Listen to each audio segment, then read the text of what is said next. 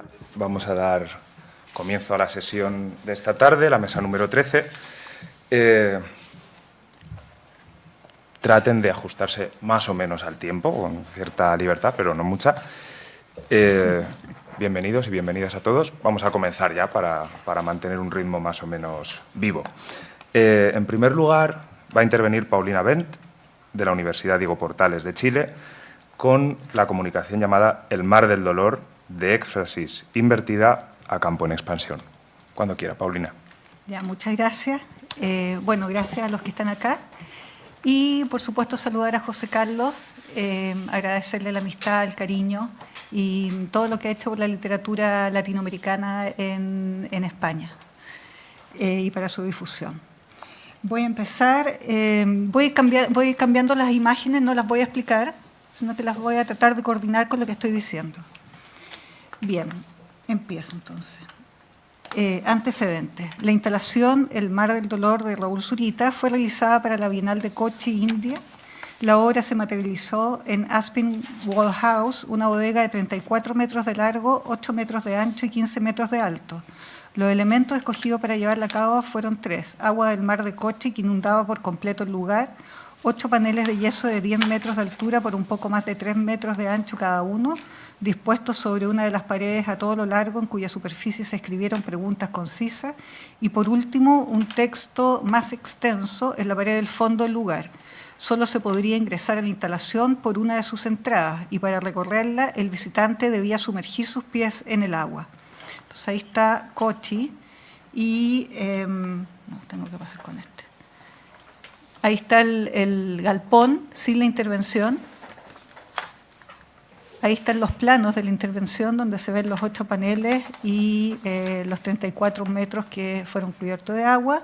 Y por último, el texto que se puso al final de la instalación y el que solo se podía leer cuando uno ya atravesaba los 34 metros. Y esa es la instalación ya realizada. La primera parte de la ponencia trata del origen de la instalación y está dedicada a analizar el programa estético que la sostiene. La segunda parte intenta realizar una lectura breve sobre la instalación y lleva como título Verás no ver. Origen. El mar del dolor se origina como reacción a la fotografía de Amin Kurdi, un niño sirio de 3 años que huía con su familia a Turquía y que fue capturada por la joven reportera Nulefur Demir el 2 de septiembre de 2015. En la imagen, el niño yace boca abajo con su cabeza apoyada en el torso. En los 2 primeros párrafos del texto final de El mar del dolor se plantea una proclama estética, en primer lugar como diálogo con esa imagen específica y luego como postura frente a la relación imagen y palabra. Voy a leer el texto de la instalación. Amin Kurdi tenía 3 años y su fotografía recorrió el mundo. Yacía boca abajo y el rojo azul de su ropa se recortaba con una extraña pulcritud en el borde de la playa. Hora después, los guardacostas turcos recuperaron los cuerpos de su madre y de su hermanito de 5 años, Galip, pero de él no hay fotografía. Nadie podrá imitar su última imagen posando boca abajo en la orilla de la playa. Ningún artista podrá darnos ese golpe bajo. El mundo del arte, de las imágenes, de las billones de imágenes. Las palabras del poema son más puras, más limpias. De las miles de señales a la deriva que son las imágenes, al decir de Barthes, sobre todo las imágenes crudas de catástrofe, por alguna razón esta fotografía se viralizó como un incendio. ¿De qué nos habla esta imagen? Según George Didi Huberman, a veces las imágenes tocan lo real ardiendo. Cuando lo hacen, son capaces de hacer visibles las relaciones de tiempo más complejas que incumben en la memoria y en la historia. Saber mirar una imagen sería, en cierto modo, volverse capaz de discernir el lugar donde arde, el lugar donde su eventual belleza reserva un sitio a una señal secreta, una crisis no apaciguada, un síntoma. El lugar donde la ceniza no se ha enfriado. Parte del fenómeno provocado por esa toma se debió a los diálogos sociales que esa señal secreta produce y produjo y que lleva a la pregunta acerca del régimen de la visualidad en lo contemporáneo. Jean-Luc Nancy, refiriéndose al conocimiento propiciado por las imágenes, sostiene que el pensamiento filosófico vivirá un viraje decisivo cuando la imagen, en tanto mentira de la tradición platónica, sufre una alteración capaz de promover la verdad como imagen. A su vez, Benjamin alude a la capacidad de los objetos e imágenes de despertar significados ocultos. En el caso de la imagen dialéctica, el valor reside en cómo esa imagen puede desnaturalizar las ideologías dominantes y ofrecer una perspectiva crítica, una especie de constelación donde elementos separados se conectan para producir una comprensión radical del presente. Asumiendo que toda fotografía es una construcción crítica que luego se interpreta, es decir, de su carácter polisémico, efectivamente la armonía de la composición embellecen, incluso higienizan la escena. En ella hay un síntoma oculto que se ha colado en los medios y que se nota en el texto de la instalación al adjetivar la pulcritud como extraña, pues su resultado es perturbador. La calma solitaria del pequeño cuerpo contrasta con el hecho de que el niño está muerto. Y lo está porque es un otro cuya única opción es intentar llegar a alguna orilla próspera ilegalmente, y al que en definitiva se deja morir. En las dinámicas de la representación visual, la extraña pulcritud es el punctum de la fotografía para el hablante del texto. Los migrantes han sido representados desde perspectivas externas, tal como lo fueron las comunidades indígenas de Latinoamérica, históricamente registradas como parte de un proyecto colonial que buscaba documentarlos y diferenciarlos. Ronald Kay analiza la colonialidad de las imágenes y cómo las fotografías han sido utilizadas para construir y luego perpetuar estereotipos sobre el otro, conduciendo la percepción pública mediante narrativas reduccionistas sobre las identidades y sus contextos culturales, reforzando su exotismo y ajenidad. Pero las imágenes también pueden desafiar esas narrativas complejizando y dignificando la comprensión del otro, humanizándola. La tensión dialéctica de la fotografía que inspira El mar del dolor, en este caso pasajera y tal vez casual del reportaje, es un elemento que detonó su resplandor masivo. La singularidad del niño que parece dormir fue pronto ratificada por su nombre, Amin Kurdi, y una historia. Esa intimidad paradojal fue la que detuvo la mirada de millones de personas en ella, que no podían seguir viendo a ese individuo con la distancia de espectadores de una tragedia ajena. La fotografía fue así algo como una aparición. El mar del dolor, si bien se origina en esa imagen, no polemiza con ella como se ha afirmado, sino con algunas de las lecturas, de sus lecturas. En particular, califica de golpe bajo la pose del artista chino Ai Weiwei, ahí está Ai Weiwei, al fotografiarse en una playa griega imitando el cadáver del niño sirio. Y luego la instalación es sobre todo una crítica a las políticas de las imágenes a través de la cual se editan y muestran millones de fotografías de migrantes que circulan por el espacio digital y que no hacen sino reafirmar lecturas dominantes. Porque, ¿qué hemos visto en realidad de las migraciones actuales? ¿Cómo se ha producido ese imaginario para los espectadores occidentales de países desarrollados? Bill Gates, a través de su empresa Corbis, adquirió en 1995 un extenso archivo de imágenes históricas conocidos como el archivo Beckman. Este archivo incluye millones de fotografías y otros materiales visuales que documentan eventos históricos, personalidades y momentos significativos de los siglos XIX y XX.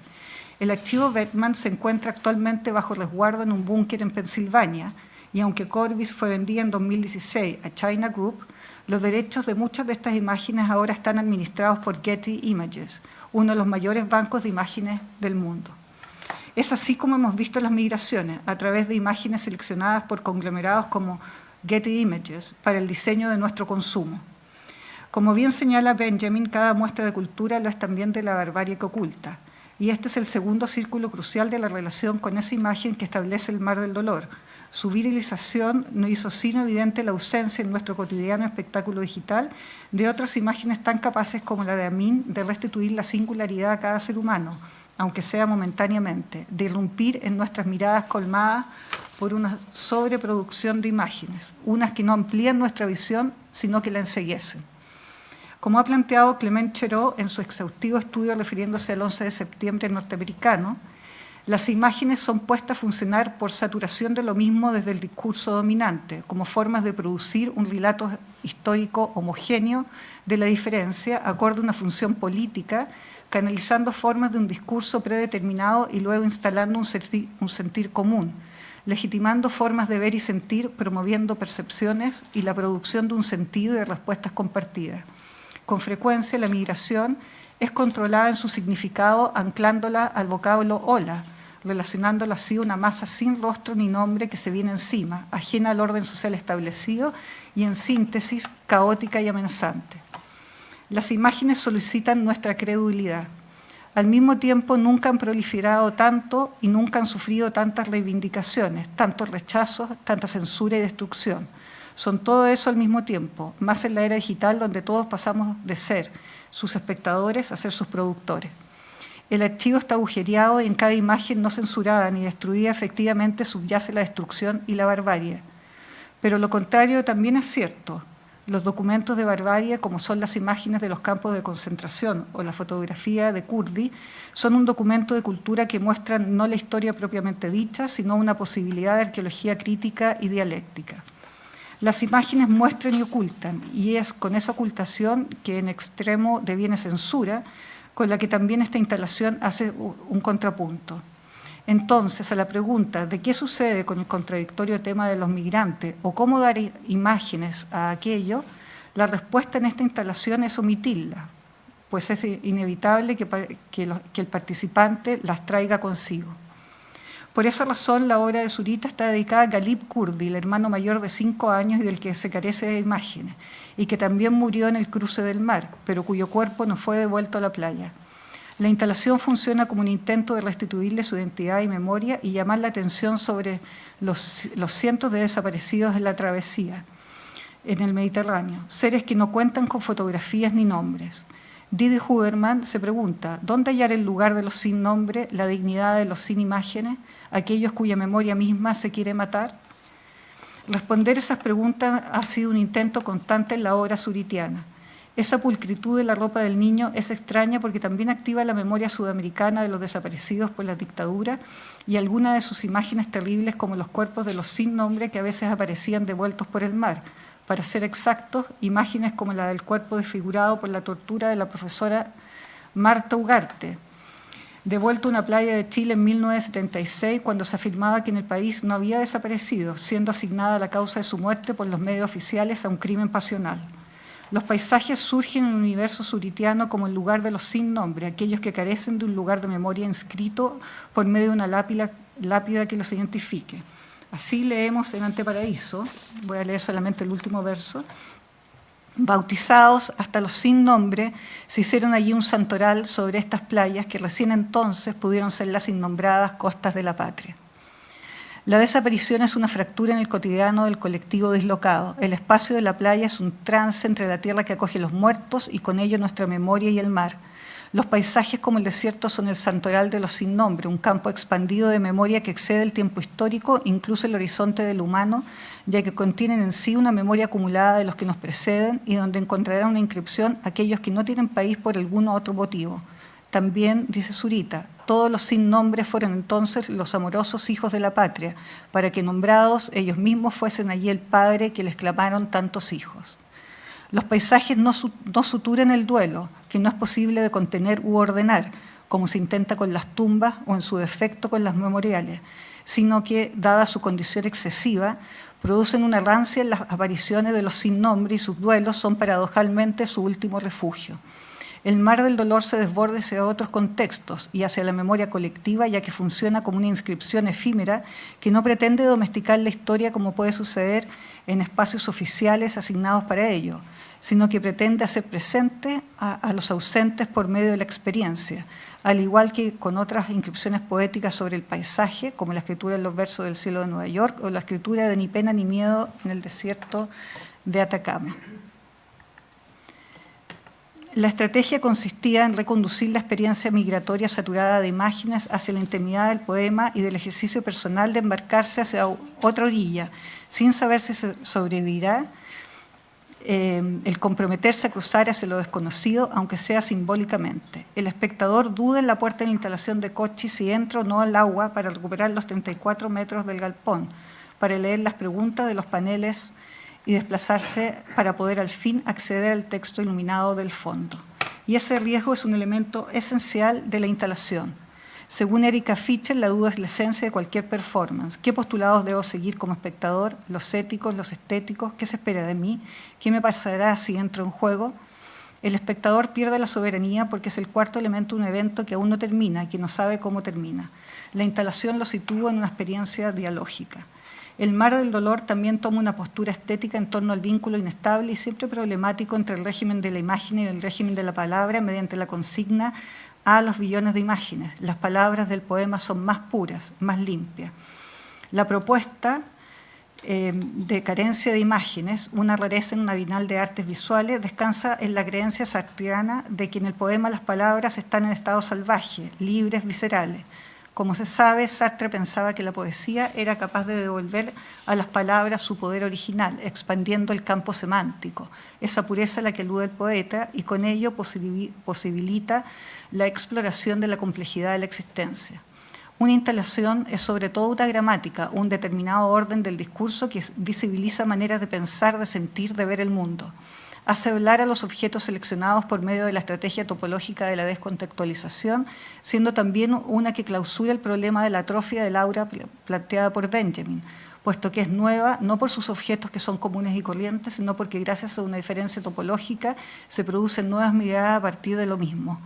El mar del dolor cuenta en su gramática con un quinto elemento primordial, el silencio visual. La apuesta fue por el poder de las palabras, una apuesta de recogimiento, palabras escasas en su esplendor salvaje, cuyo peso se incrementa sobre el participante que avanza sin la imposición de imágenes mientras intenta dar sentido a lo que se lee caminando con torpeza contra el agua y que luego llevará esas palabras consigo más allá de ese lapso en que habitó la experiencia. El mar del dolor es una firme reivindicación del poder de la poesía como arte y es en sí un poema. ¿Puedo extenderme un poquito? Y por último voy a leer una última parte que se llama Verás no ver. Me ha interesado indagar en la clausura del sentido de la vista que solo funciona en la instalación como mediador de la lectura, ya que se invita a alcanzar otro tipo de visión que solo el cese de las imágenes puede proporcionarnos, asociado al tránsito entre la vida y lo inefable. Lo que se visibiliza y lo que se invisibiliza es una línea en el proyecto escritural del autor. En otro contexto, en Flores, del poemario Inri de Zurita, el hablante advierte que en este libro nadie ve, incorporando páginas en braille. En el poema Verás, los 22 versos que funcionan al igual que la instalación como un pasaje aludiendo a escenas de lo que un ser humano verá a lo largo de su vida, culmina con el verso Verás no ver, que clausura la mirada antes del fin. Desde Aristóteles, el sentido de la vista se consideró fuente primordial del conocimiento. Saber, como afirma Wittgenstein, tiene un significado primitivo en el vocablo ver. La ceguera, en el caso del mar del dolor, no emana del simbolismo frecuente de la asociación entre luz vinculada a la razón y al conocimiento, en contraposición a la oscuridad relacionada con lo irracional, con la incapacidad de entendimiento, de percepción y de sentido y orientación en el mundo, como por ejemplo puede pensarse en ensayos sobre la ceguera de Saramago o en informes sobre ciego de Sábato. Por el contrario, el exceso de luz de las billones de imágenes nos remite a una sociedad que ante la saturación está ciega frente a sus verdades más profundas y complejas de manera continua y persistente.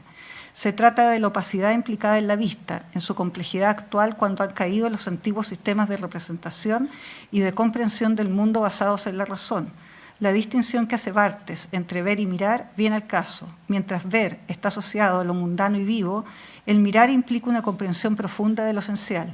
Se puede afirmar que la escenificación del paisaje hacia lo desconocido en el mar del dolor indica que seremos capaces de mirar solo al alcanzar el momento final de cese de las apariencias propias del ver. Y al hacerlo podremos mirar y, al decir del poeta, tener tal vez un nuevo alumbramiento. Eso es.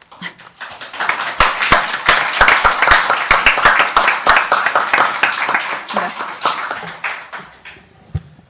Muchas gracias. ¿Vais a cambiar de...? Sí. Yo creo que en realidad, si tengo el mando, Sí. no hace falta. Yo te la cambié. Pues mira, muchas gracias. Voy a hacer una prueba. Ponencia monitorizada. Aquí. Ocurre que, Esther, no sé si... No se ve la pantalla, ¿verdad? De veras. ¿Puedes...? Qué raro. Me pasé. Nos damos un minutillo por si se puede arreglar lo de la proyección, Vale, ¿no? sí. Para que el público pueda ver. Y si no se puede, seguimos. Nada. Y si no, que todo el mundo googlee el juicio final de Miguel Ángel y ya está. Bueno, a ver. Sebastián, disculpa. A ver si... Claro que aquí funciona, pero...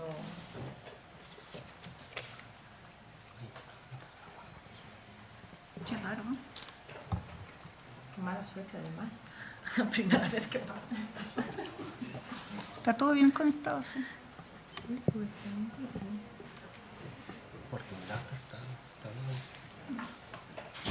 Parece ¿se que ve ahora? Pues, Ahora sí, ahora sí. pero- ha sido... Cuando han entrado ellos, se ha arreglado. Es la magia de... Muchas gracias. Tal vez algo que se prepara. Disculpad. Bien, en ese caso podemos arrancar. A continuación va a tomar la palabra Elisa Munitza, viene de la Universidad Católica de Murcia y va a presentar la comunicación llamada Dibujar los rostros sobre el horizonte. Miguel Ángel en la obra zuritiana.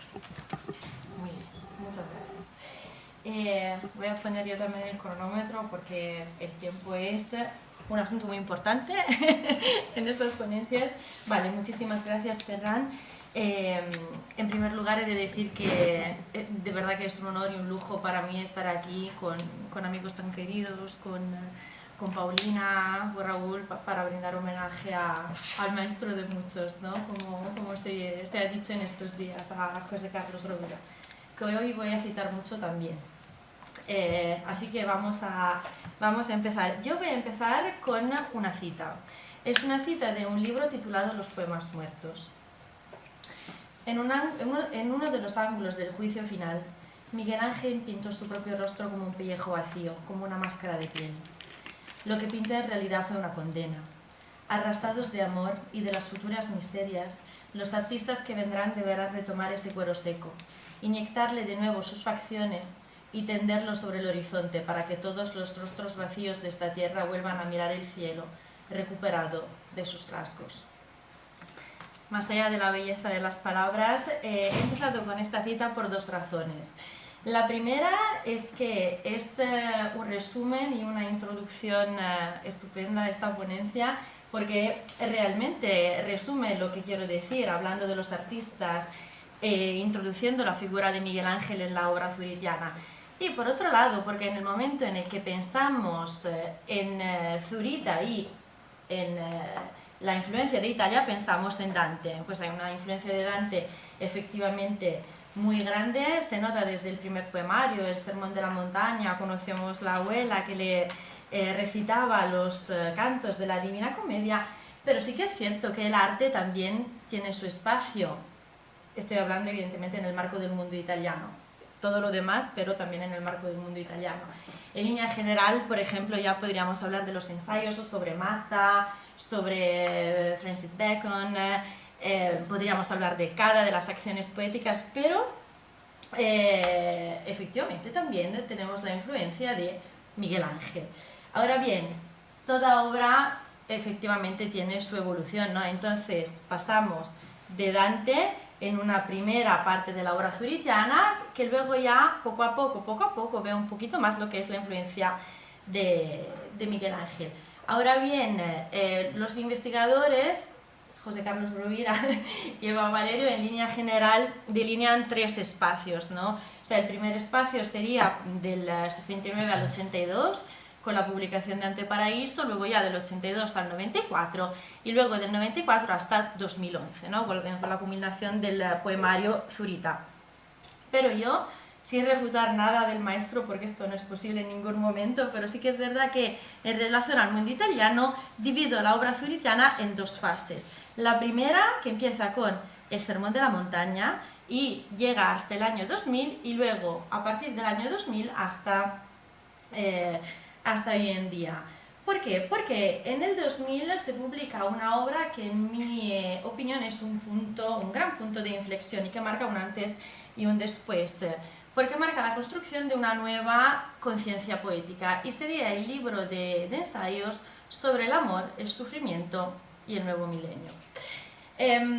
Yo creo que ahí hay una manera no diferente, pero digamos que hay una evolución en la manera de ver la poesía, que en la obra zuritiana es muy ligada a lo que es en general la existencia.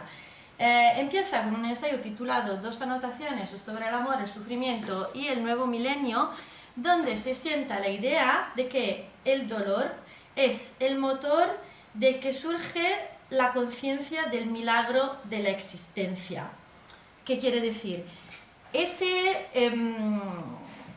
pensamiento, ese concepto, esa apertura al milagro de la existencia se considera también una apertura a lo que es la vida.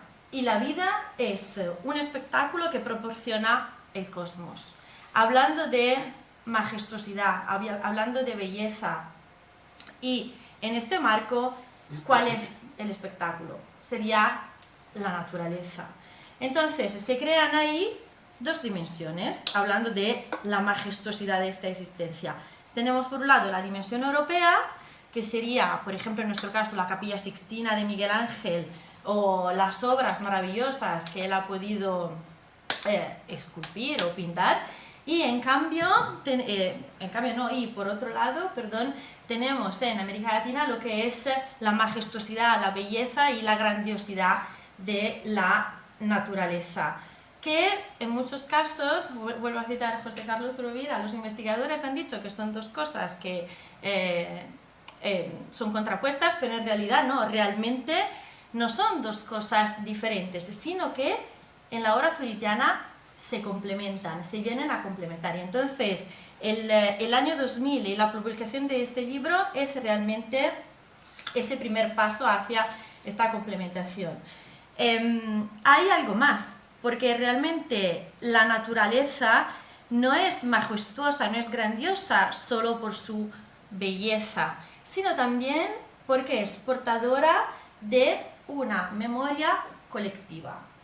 Al ser portadora de memoria colectiva, sí que es cierto que ahí vemos cómo se introduce poco a poco Miguel Ángel y la obra de Miguel Ángel como concepto para empezar a construir esta conciencia poética. Me explico un poco mejor. He hablado de dos fases. La primera, pero claro, no son dos fases estancas, entonces está claro que veíamos un poco también Miguel Ángel en esta primera fase. ¿Cómo? Lo veíamos, por ejemplo, como un personaje más de lo que es la fábula, trama de la narrativa de los poemarios. Por ejemplo, en Anteparaíso tenemos Los Hoyos del Cielo 4, que dice: vi a Miguel Ángel, no me interrumpas, me contestó, que también estamparé tu rostro en las invertidas cumbres del cielo. Esto es solo uno, hay varios poemarios. Por ejemplo, tenemos otro que yo considero un poquito entre estas dos fases, que se titula In memoria con pinturas en el cielo, del libro Zurita. Soñé con Miguel Ángel, le calculé 70. Le pregunté si también iba a pintar a Pinochet. Se puso furioso y empezó a gritarme: por ustedes, asesinos, chilenos, malditos, tuve que lavar la sangre de las cordilleras. Nos grita Miguel Ángel pintándonos de nuevo las vaciadas caras en el cielo de los Andes. Entonces, vemos como aquí sí que es cierto que Miguel Ángel es un personaje más, pero al mismo tiempo hay un principio, con la figura de Miguel Ángel quiero decir, de denuncia social. Ya se cita a Pinochet y ya estamos en esa segunda fase, ¿no? Porque Zurita se publica en el año 2011.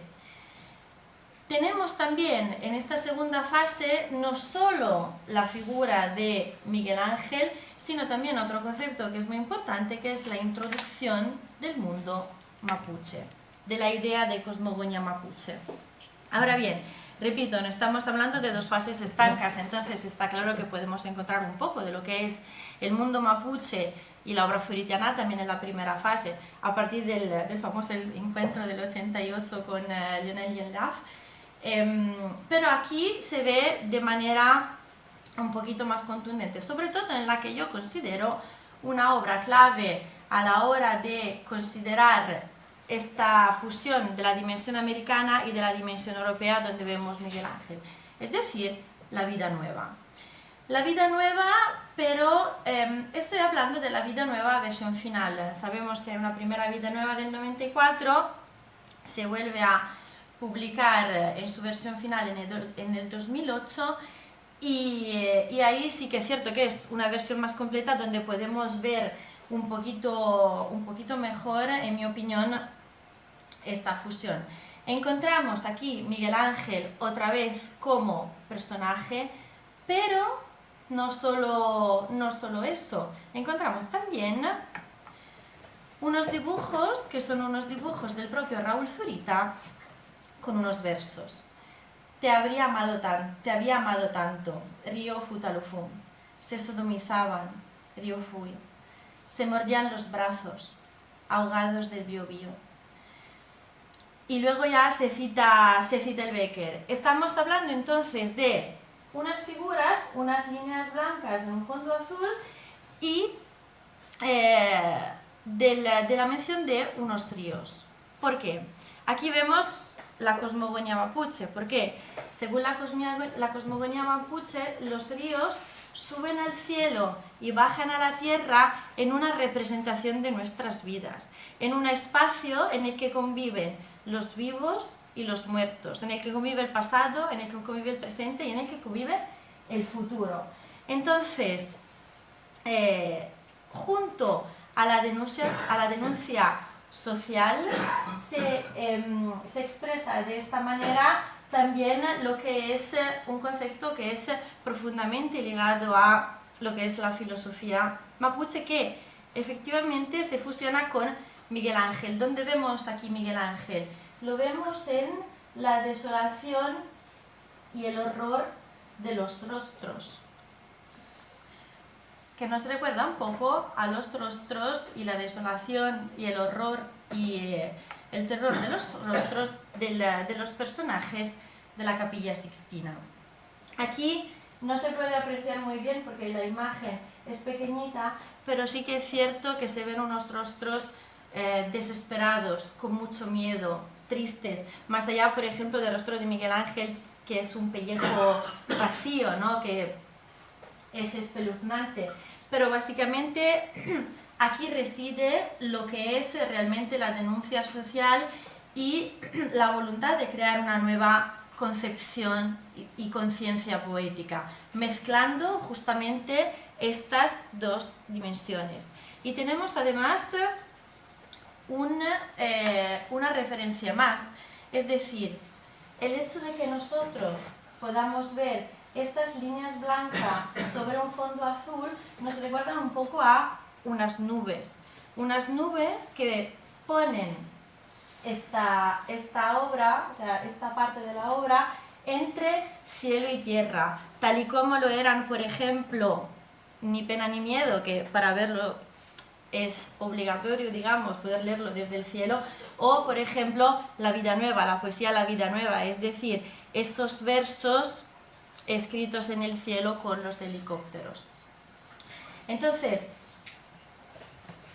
nos recuerda en este caso también al juicio final, es decir, suspendido, todo queda suspendido, la narrativa queda suspendida entre cielo y tierra. Tenemos aquí los dibujos originales donde se puede apreciar efectivamente la desolación, el terror de estos rostros, donde realmente vemos la representación de estos ríos como si fueran la memoria colectiva, es decir, esos ríos que suben al cielo y bajan a la tierra en representación de este horror.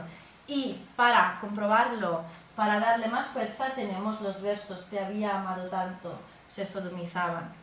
Luego ya Isidoro Blanco sí que ha puesto pues estas líneas blancas con el fondo azul para darle esta sensación que acabo de mencionar, ¿no? Esa de nubes en el cielo y que se quedan entre cielo y tierra.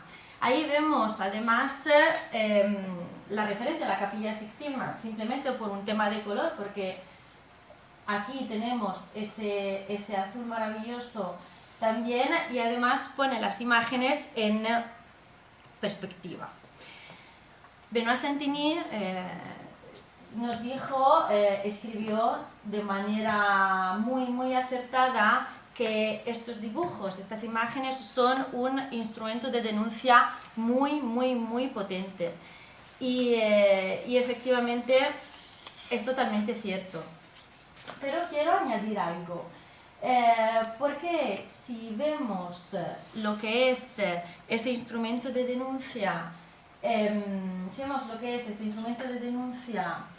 bajo los ojos o bajo la lente de lo que es Miguel Ángel como concepto utilizado a la hora de fusionar la dimensión americana y la dimensión europea, el resultado es que no solo se representa aquí o vemos estos dibujos como denuncia social, no solo es un instrumento de denuncia social, sino que también representa lo que es la historia actual, que hunde sus raíces no solo en querer denunciar a la dictadura, sino una historia triste, desesperada de lo que es de lo que está pasando a toda la humanidad. Muchísimas gracias.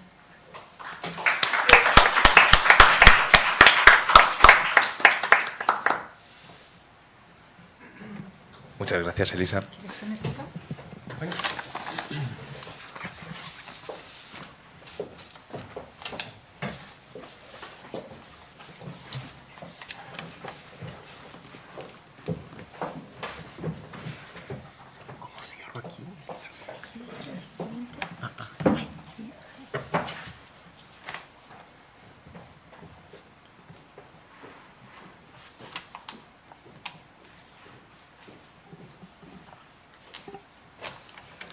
Bien, a continuación vamos a dar paso al último ponente de esta sesión.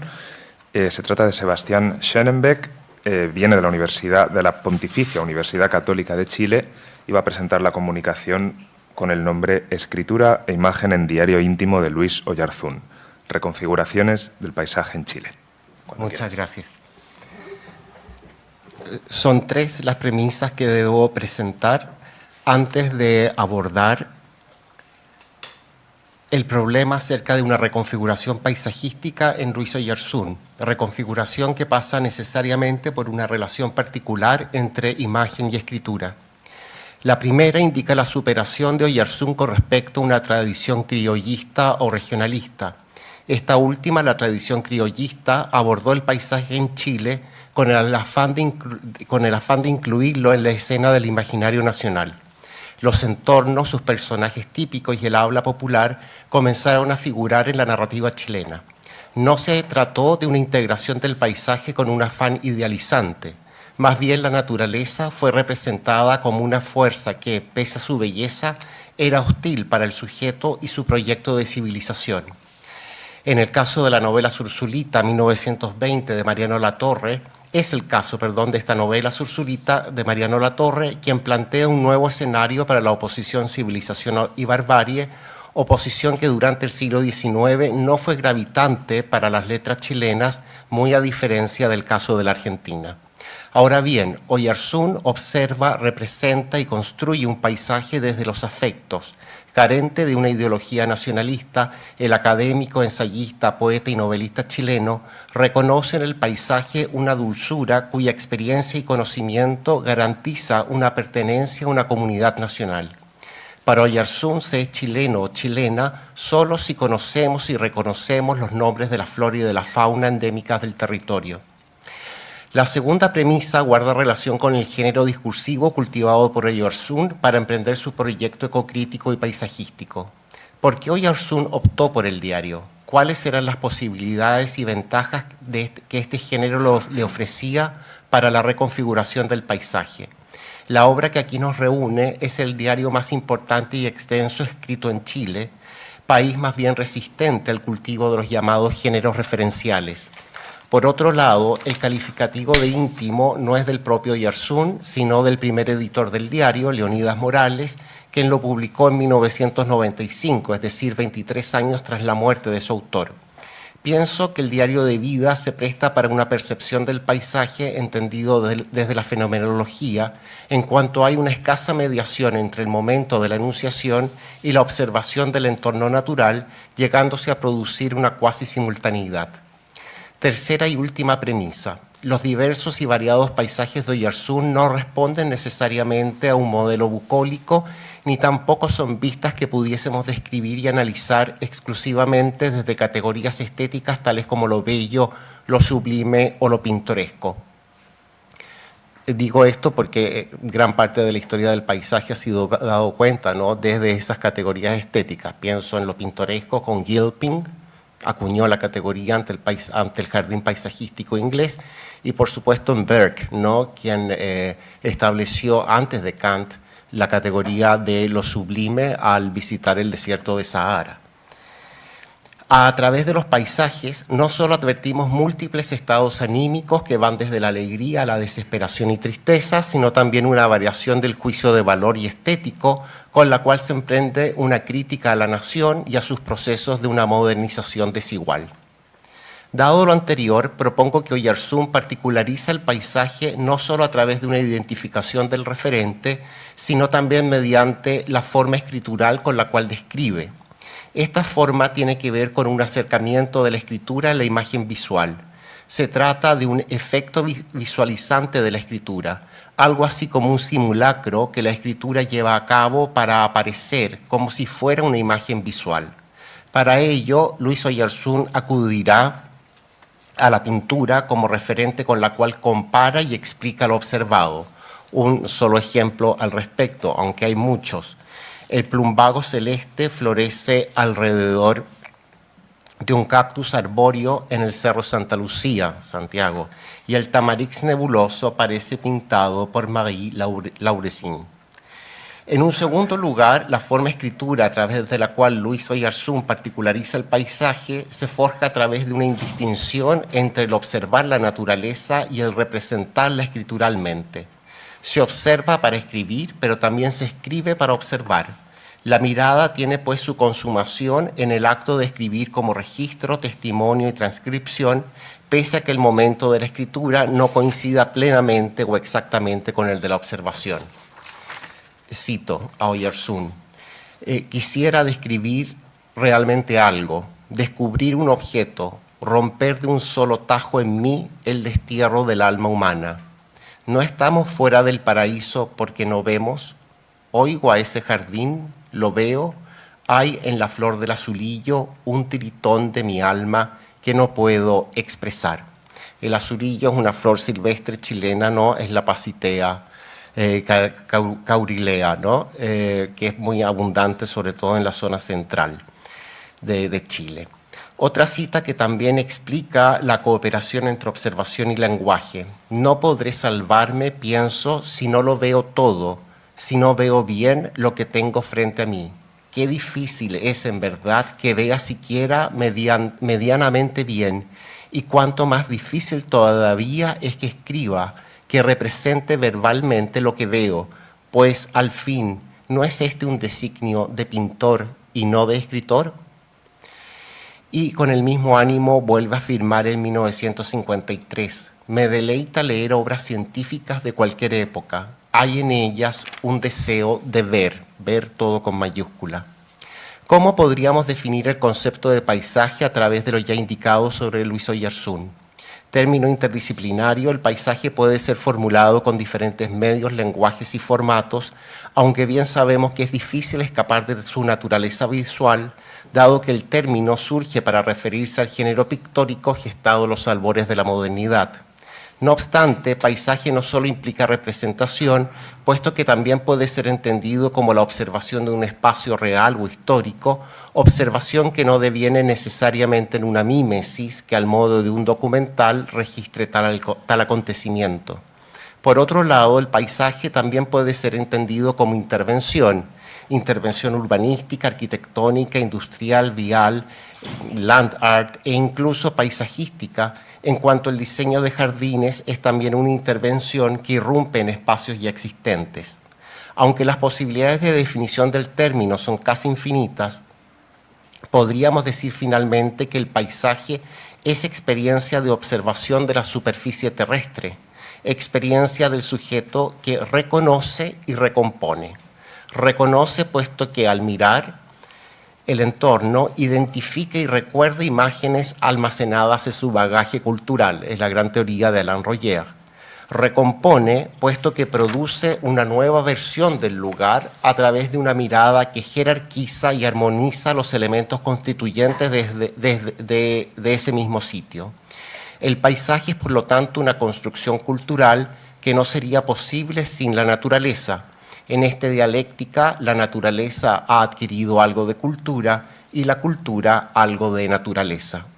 Considerando entonces que un paisaje puede ser el resultado de una unión entre características más o menos permanentes de un lugar, el momento de la observación en términos climáticos, de estación del año y del transcurso del día, y por último, la perspectiva del sujeto observador, propongo que Luis Oyarzún construya o adapta un sistema, una estructura, o diría yo, una gramática de descripción en la cual entran a funcionar al menos tres variables: la luz, el color y el relieve. Cada una de estas unidades tiene una mayor o menor importancia de acuerdo con cada paisaje en particular. Al mismo tiempo existe también una determinación entre ellas. Por ejemplo, todos sabemos que las cosas carecen de color propio y fijo, puesto que el color, es el resultado del efecto de la luz sobre la superficie de un objeto en particular. Por su parte, el relieve tendrá también una mayor o menor visibilidad de acuerdo a las condiciones lumínicas y por ende su color siempre transitorio. Cito: desde los álamos al rosa de los perales y a la escarlata del quintral florido, la luz atraviesa tabiques translúcidos como biombos japoneses, y ella misma, como en susurro, funde en un resplandor cálido sus emociones diferentes y también parece subir al cielo en alabanza. El quintral es un parásito también endémico de Chile, ¿no?, que se afirma a los troncos de algunos árboles, ¿no?, hasta, bueno, para sustraerle la savia. Lo anterior nos indica que el paisaje siempre es cosa dinámica y cambiante.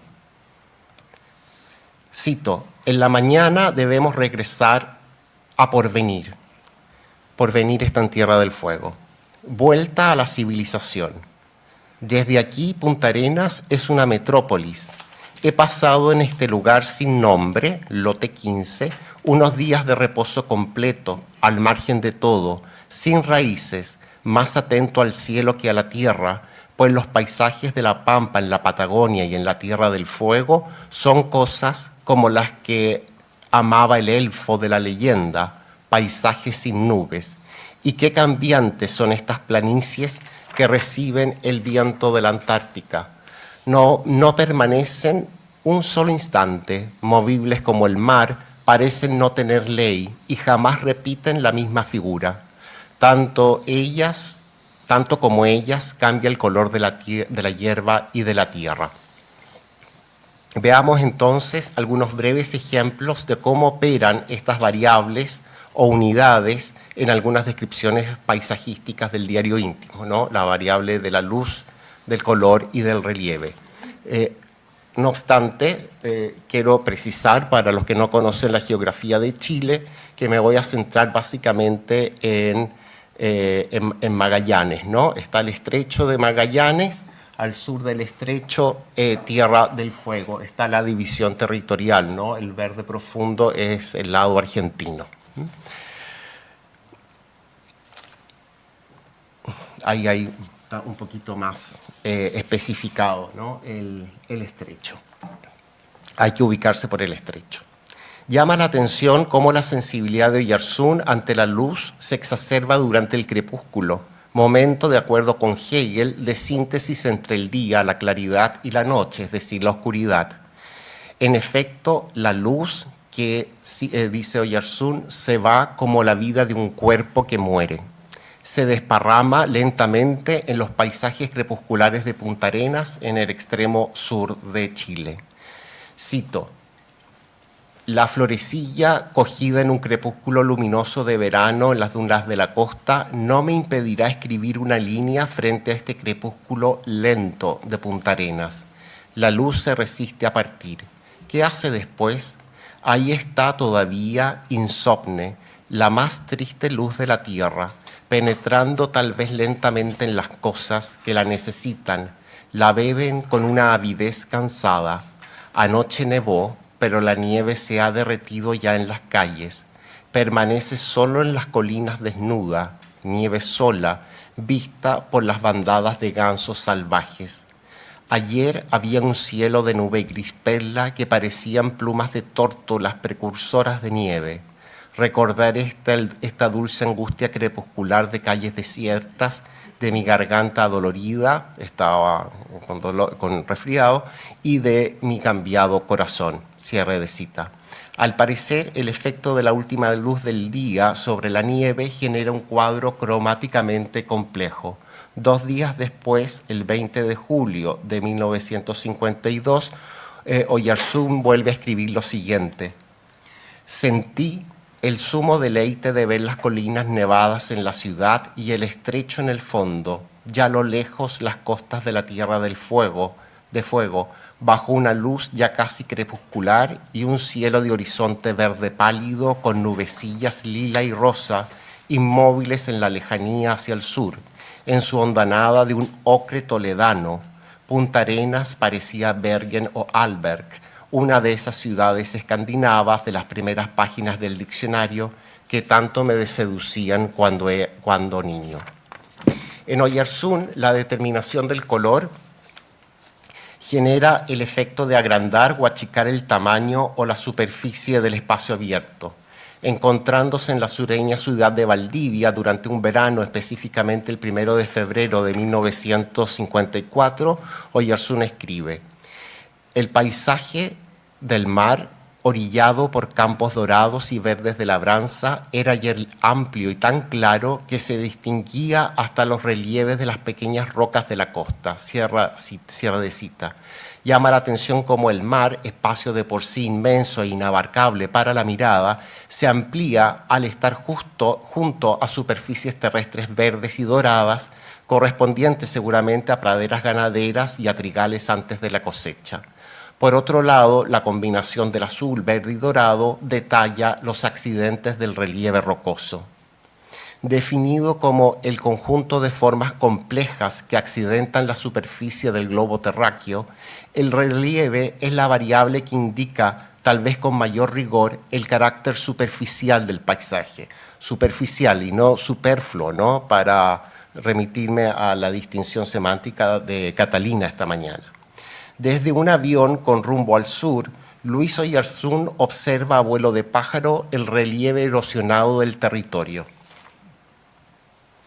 Montañas boscosas, salpicadas de manchas rojizas bajo las nubes de una mañana gris. En todas partes la erosión hace estragos, lepra transmitida por el hombre a la naturaleza virgen. Hemos penetrado ya en el sur del Valle Central. Parece un sol ambiguo que no se sabe de dónde proviene, entre las nubes de las alturas y las nubecillas de abajo. La altura permite capturar visualmente la superficie de la Tierra como un mapa, un plano cartográfico, o más bien diría yo como una maqueta, en cuanto el mapa representa también los accidentes geográficos que dan lugares a volúmenes de diferentes altitudes. No obstante, es nuevamente en el extremo sur donde Luis Oyarzún advierte el paisaje más intensamente dramático en cuanto a los relieves y su asociación con el color y la luz. Allí estaba el seno Otway, con aguas de acero o de plata rápida arrugada de espuma, afanado al parecer en rimar con las nieves de los ventisqueros del fondo, todos ellos tranquilos en su soledad indefensa frente al viento. Estas aguas son ásperas, herrumbrosas, semejantes al hierro, pero se ama su desamparo altivo y se diría que poseen la voluntad de no producir nada, de no entregar nada a los codiciosos. Tiernamente, en cambio, la tierra, vieja madre consentidora, alimenta en su seno, más pródigo que el de Otway, a los delfiniums que deleitan al hombre. Mrs. Maclay debiera sentir orgullo, pues bien pocos habrían transformado tan violentamente un terrón escarchado en jardín de Alicia en los últimos linderos de la tierra, ¿no? Es muy interesante cómo se describe comparativamente para dar cuenta del carácter sublime, ¿no?, del seno Otway. Luis Oyarzún lo compara con un primoroso jardín en medio del entorno salvaje. Solamente quiero terminar indicando que el paisaje aquí podría ser entendido en Luis Oyarzún como una aparición, ¿no? Y esta aparición, a su vez, también podría ser pensada como una historia natural, una historia que habla alegóricamente por nosotros, una historia natural que habla alegóricamente sobre nosotros y tal vez sobre nuestra ausencia, ¿no? En la medida que la mayoría de los paisajes de Oyarzún están vacíos de figuración humana, y tal vez la no figuración humana sea una de las características más particulares del paisaje, ¿no? A lo largo de su historia, al menos pictórica. Muchas gracias.